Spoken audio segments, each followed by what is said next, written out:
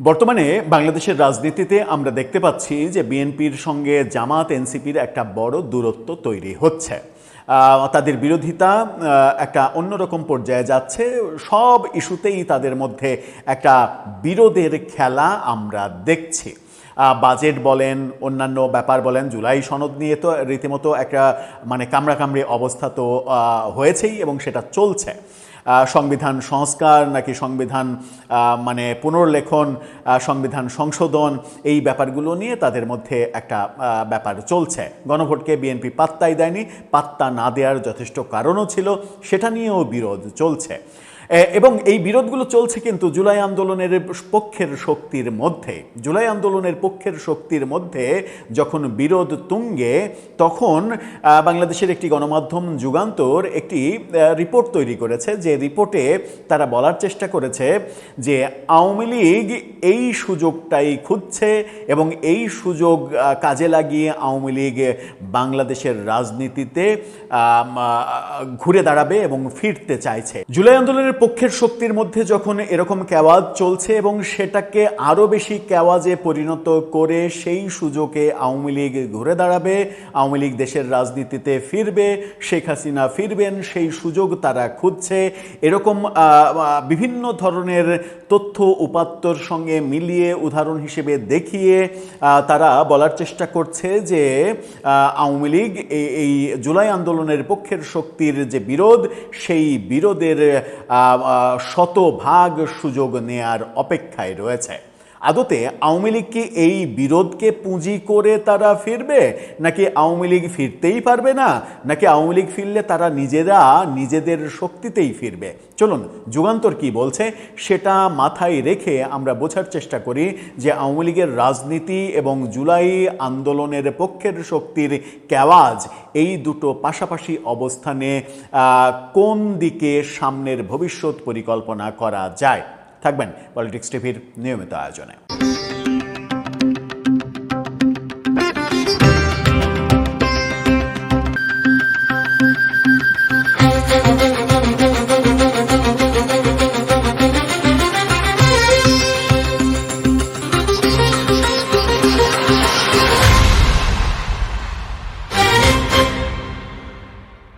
দর্শক, বলছিলাম জুলাইয়ের পক্ষের শক্তি, সেই পক্ষের শক্তি বিশেষ করে বিএনপি, জামাত, এনসিপি, তাদের মধ্যে তো একটা কেওয়াজ চলছে, একটা বিরোধপূর্ণ সম্পর্ক চলছে। সেই সম্পর্কের সুযোগটা আওয়ামী লীগ নিতে চাইছে এবং অপেক্ষা করছে, এবং আওয়ামী লীগ কৌশলে এই কেওয়াজটা আরও বেশি বাঁধিয়ে দিয়ে তার ফাঁক গলিয়ে বাংলাদেশের রাজনীতিতে ফিরতে চাই, এরকম বক্তব্য দিয়ে একটি প্রতিবেদন তৈরি করেছে যুগান্তর। প্রতিবেদনটা পড়ে আমার কখনো মনে হয়েছে যে এটা পুরোটাই আওয়ামী বিদ্বেষী একটা প্রতিবেদন, আবার কখনো মনে হয়েছে যে জুলাই আন্দোলনের পক্ষের শক্তিদের অ্যালার্ট করা কিংবা তাদের একটা বিতর্কের মুখে ফেলা, সেটাও একটা হতে পারে। কিন্তু এই প্রতিবেদনটাকে কোনোভাবেই আমার নিরপেক্ষ সংবাদপত্রের প্রতিবেদন মনে হয়নি। এখন নিরপেক্ষ যে প্রতিবেদন, নিরপেক্ষ জার্নালিজম, সেই ব্যাপারটা প্রত্যাশিত ছিল। আমাদের অভিযোগ ছিল যে আওয়ামী লীগের সময় গণমাধ্যমগুলো নিরপেক্ষতা বজায় রাখতে পারেনি, আওয়ামী লীগের রোষানলে পড়ে আওয়ামী লীগের পক্ষে বয়ান তৈরি করতে বাধ্য হয়েছে। এই ব্যাপারগুলো আমরা অনেক গণমাধ্যম কর্মী কিংবা গণমাধ্যমের মুখে শুনেছে, ইউনূস সরকারের মুখে সব থেকে বেশি শুনেছে। কিন্তু আওয়ামী লীগ সরকার পরিবর্তনের পরে আমরা কি কোনো ভিন্ন চিত্র দেখতে পেয়েছি? আওয়ামী লীগের সময় গণমাধ্যমগুলো বেশিরভাগ, 2-4টা গণমাধ্যম বাদ দিয়ে বেশিরভাগ গণমাধ্যম এবং আজকের এই যুগান্তর সহ, তারা আওয়ামী লীগের পক্ষে প্রতিনিয়ত বয়ান তৈরি করেছে, শেষের দিকে বাদ দিয়ে, জুলাই আন্দোলনের পূর্বাপর এই সময়টা বাদ দিয়ে। যারা আওয়ামী লীগের পক্ষে বয়ান তৈরি করেছে সব থেকে বেশি এবং আওয়ামী লীগের হয়ে বিটিভির মতো আচরণ করেছে যে সকল গণমাধ্যম, সেই গণমাধ্যমকে এখন দেখছি ঠিক রিভার্স ক্যারেক্টার প্লে করতে, 100% আওয়ামী বিদ্বেষী, 100% আওয়ামী লীগের সমর্থন, 100% আওয়ামী লীগ বিদ্বেষী। এটা কি কোনোভাবেই জার্নালিজম হতে পারে? এটা তো হওয়ার কথা নয়। সংবাদ মাধ্যম, গণমাধ্যমের কাজ কি? প্রকৃত তথ্যটা জনগণের কাছে নিরপেক্ষভাবে উপস্থাপন করা। কখনো কখনো তারা যদি সম্পাদকীয় লেখে, কলাম লেখে, তখন তারা নিজেদের মতামত ব্যক্ত করতে পারে, সম্পাদক একটা মতামত ব্যক্ত করতে পারেন। কিন্তু যেটা নিউজ, সেটাতে কোনো একটা পক্ষে বায়াসড হয়ে, কোনো একজনের বিপক্ষে বায়াসড হয়ে এই ব্যাপারটা তো করতে পারেন না, যেটাই যুগান্তর সহ বেশ কিছু গণমাধ্যমকে এখন দেখছি। আমি অন্যগুলোর নাম বলছি না, অনেক গণমাধ্যমকেই এখন দেখছেন যারা আওয়ামী লীগের সময় বিটিভি সেজেছিল তারা এখন কতটা বেশি আওয়ামী বিদ্বেষী। তার মানে আমরা যারা সাংবাদিকতার মানে ছাত্র কিংবা সাংবাদিকতা পেশার সঙ্গে জড়িত, তারা নিজেরাই আসলে স্বাধীন হতে চায় না, আমরা কোনো একটা পক্ষের হয়ে যাই, এটাই আমাদের দুর্বলতা। যুগান্তর কি বলছে তাদের শিরোনামটা দেখে নিন।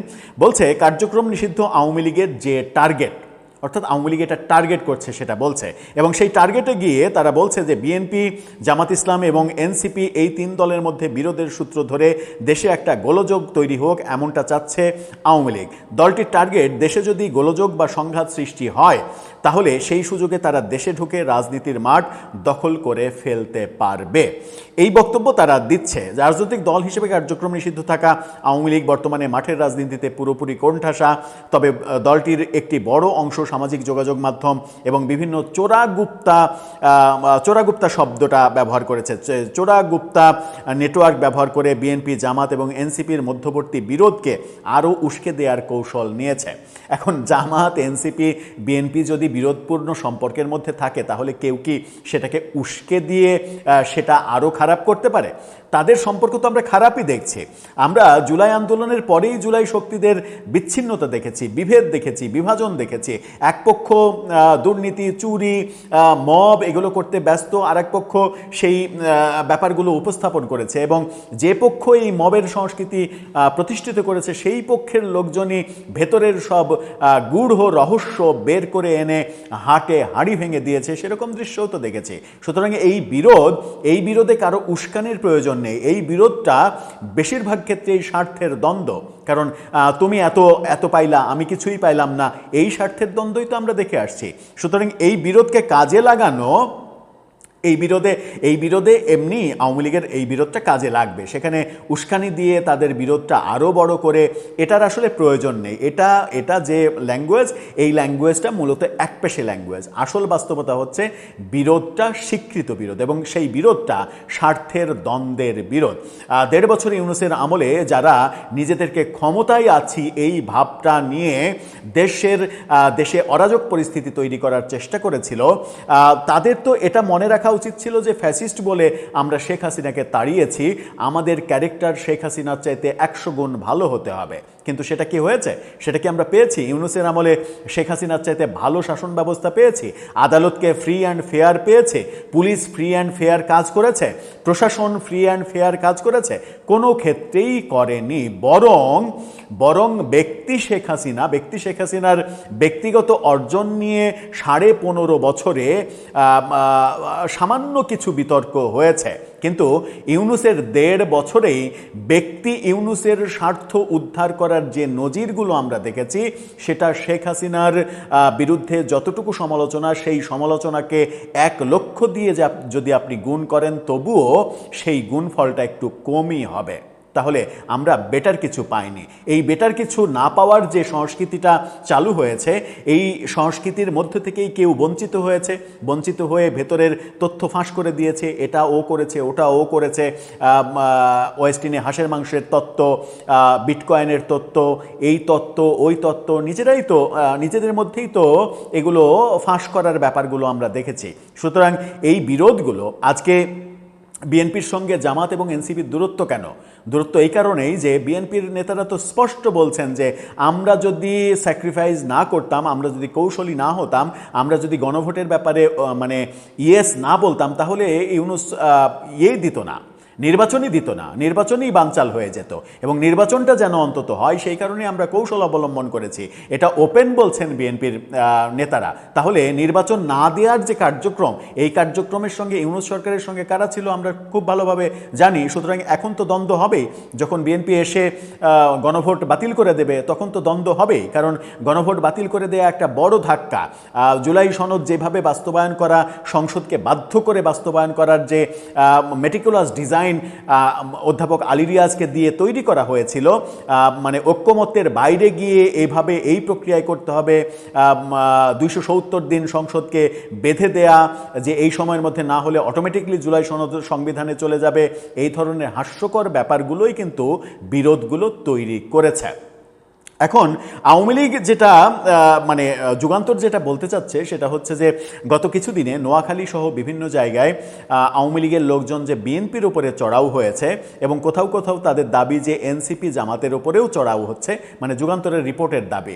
এই চড়াও হওয়াটা মূলত নির্বাচনের পরে বিএনপির উপরে এক ধরনের আওয়ামী লীগের আশা ছিল যে বিএনপি এসেই তাদের রাজনীতি করতে দেবে, কিন্তু সংসদে যখন ইউনূসের ওই অধ্যাদেশ পাশ হয়ে গেল, বিএনপি যখন এটা করল না, তখন বিএনপির উপরে এক ধরনের আস্থাহীনতাই ভুগছে আওয়ামী লীগ। সুতরাং বিএনপিকেও তারা আর পজিটিভলি নিচ্ছে না। বিএনপিকে পজিটিভলি যখন নিচ্ছে না, তখন তারা সরকার বিরোধী অ্যাক্টিভিজম শুরু করেছে এবং সরকার বিরোধী অ্যাক্টিভিজম করতে গিয়ে তারা মূলত কৌশল হিসেবে দেখছে সরকারের সঙ্গে বিরোধী দলের এই ক্যাওয়াজটা যদি আরও বড় করে দেয়া যায় তাহলে তারা সুফল ভোগ করতে পারবে। ধরে নিলাম তর্কের ছলে যে আওয়ামী লীগ এই কৌশলে আছে, তো সেটা কি আওয়ামী লীগের দোষ নাকি জুলাই আন্দোলনের পক্ষের শক্তির দোষ?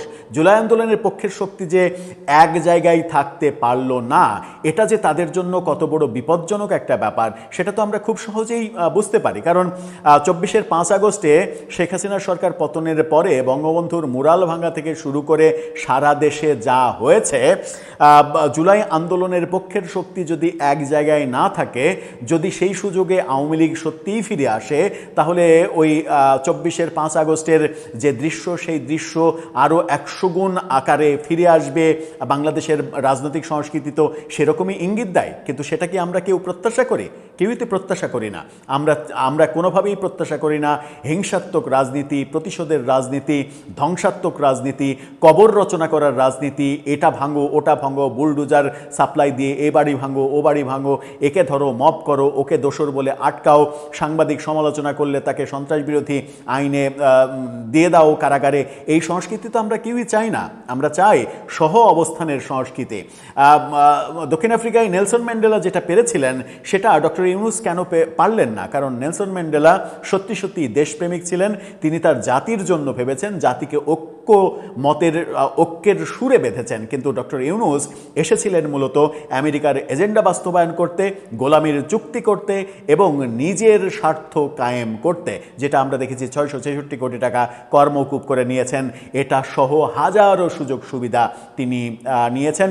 বাংলাদেশ জলাঞ্জলিতে গেলে, বাংলাদেশ জাহান্নামে গেলেও তার কিছু যায় আসে না, কারণ বহু দেশের নাগরিকত্ব তার রয়েছে। এখন বাংলাদেশের আইনে কিন্তু রয়েছে যে যার অন্য দেশে নাগরিকত্ব আছে, দ্বৈত নাগরিকত্ব আছে, তিনি অন্য দেশের নাগরিকত্ব সারেন্ডার না করলে বাংলাদেশের এমপি হতে পারবেন না। বাংলাদেশের কোনো মানে এই চেয়ারম্যান, মানে এই কি বলে, চেয়ারম্যান তো ইউনিয়ন পরিষদের মেম্বার, সেটাও হতে পারবেন না। এমপি তো দূরের কথা, প্রধানমন্ত্রী কিংবা প্রধান উপদেষ্টা দূরের কথা, মন্ত্রী তো অনেক দূরের কথা। কিন্তু আমরা কি মানে জানি না যে প্রফেসর ইউনূস কত দেশের নাগরিক? প্রফেসর ইউনূস কি সেই সকল দেশের নাগরিকত্ব সারেন্ডার করেছেন? প্রফেসর ইউনূস কিংবা আলী রিয়াজরা যখন বাংলাদেশ থেকে অন্য দেশে যাতায়াত করেছেন তখন কোন পাসপোর্ট ব্যবহার করেছেন সেটা কি আমরা নিশ্চিত? আলী রিয়াজের ব্যাপারে তথ্য গণমাধ্যমে এসেছিল যে তিনি বাংলাদেশে যতবারই ট্রাভেল করেছেন, বাংলাদেশের সংবিধানে কাটাছেঁড়া করেছেন তিনি আমেরিকার পাসপোর্টে বাংলাদেশে এসেছেন, আমেরিকার পাসপোর্টেই আমেরিকায় গিয়েছেন। তাহলে ঘটনাটা কি? ঘটনাটা হচ্ছে সেটা পুরোটাই ছিল একটা এজেন্ডা। সেই এজেন্ডা বাস্তবায়ন করার জন্য যে সকল নগ্ন প্রয়াস আমরা দেখেছি, সেই নগ্ন প্রয়াসের মধ্যে একটা বড় প্রয়াস ছিল বিএনপিকে বাইপাস করে দেয়া, বিএনপিকে মাইনাস করে দেয়া। শেখ হাসিনাকে সরানো, শেখ হাসিনা তার অপশাসনের জন্য সরানো হয়েছে, এটা বাংলার মানুষ বুঝেছে। কিন্তু শেখ হাসিনাকে সরিয়ে দেওয়াটাই তো শুধু মিশন ছিল না, মিশন ছিল বিএনপিকেও সরিয়ে দেয়া। বিএনপিকেও সরিয়ে দিলে যেটা হবে সেটা হচ্ছে যে এদেশে সাম্প্রদায়িক শক্তিকে প্রতিষ্ঠিত করা যাবে। আর সাম্প্রদায়িক শক্তিকে প্রতিষ্ঠিত করা ওই যাদের এজেন্ডা নিয়ে প্রফেসর ইউনূস এসেছিলেন তাদের প্রধান এজেন্ডা।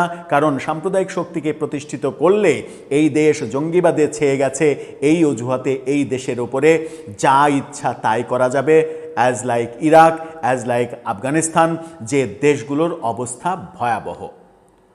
দর্শক, এই যে গণমাধ্যমগুলো বায়াসড হয়ে সংবাদ পরিবেশন করছে কিংবা নিজেদের মতামত উপস্থাপন করার চেষ্টা করছে খবরের নামে, সংবাদের নামে, এগুলো আওয়ামী লীগের আমলে যেমন চলেছে এখনও তেমন চলছে, ইউনূসের আমলে আরও চলেছে। তাহলে আমরা ভালোটা পেলাম কি? ভালো তো কিছুই পেলাম না।